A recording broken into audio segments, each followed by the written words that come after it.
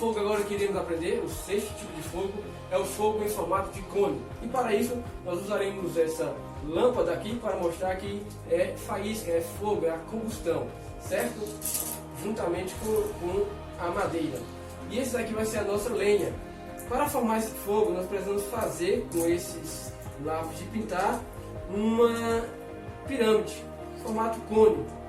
E vamos tentar aqui para ver se a gente consegue, já que é um fogo com uma certa dificuldade. E esse fogo é interessante porque ele promove muito calor.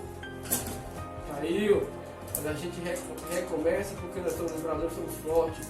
Eu tentei formar aqui um triângulo para formar o nosso fogo e eu acho que vai dar certo.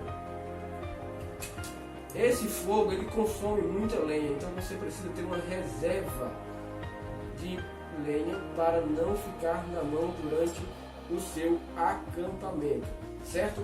Um fogo tipo cone, um fogo bem interessante, onde você e seus amigos ficarão bastante aquecidos. Me desculpe a dificuldade para colocá-lo, porque são lápis de cor, ok? Esse fogo tipo cone, ele precisa ter uma reserva de lenha porque ele consome rápido e promove muito calor para o acampamento, usado em um momento de extremo frio. Outro detalhe sobre o fogo tipo cone, que você precisa de ciência, ele espalha muita faísca por conta das labaredas. E então você tem que ter um cuidado excessivo com a vegetação próxima. Não esqueça, desbravador, todo tipo de fogo. Antes de você sair do local, você precisa urgentemente ver se realmente o fogo finalizou. E se isso não acontecer, você precisa finalizar, certo?